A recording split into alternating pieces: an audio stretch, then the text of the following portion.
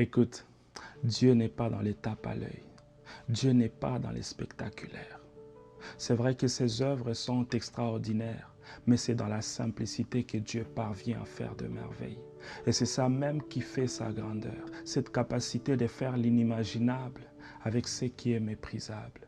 Tu sais, lorsqu'il fallait sortir son peuple de l'esclavage, il n'a pas suscité une armée, mais il a pris un homme avec un bâton dans la main. Lorsqu'il fallait faire tomber les géants Goliath, Saül a voulu faire porter à David une armure de guerre. Mais c'est avec une pierre qu'Israël a obtenu la victoire face aux Philistins. Et très souvent, lorsque Dieu veut faire quelque chose de grand dans une nation, dans une famille, il s'est choisi ceux-là qui sont méprisés.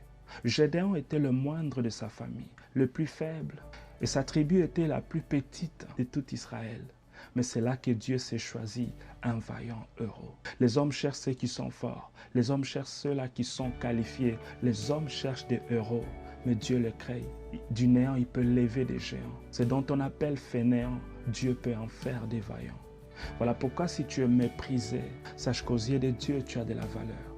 Aux yeux de Dieu, tu es le candidat idéal avec lequel il va écrire une histoire pour en tirer toute la gloire.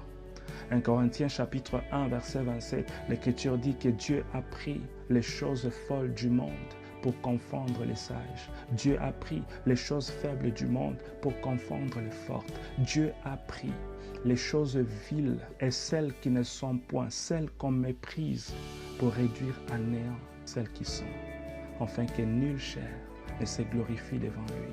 Dieu est le choix de Dieu.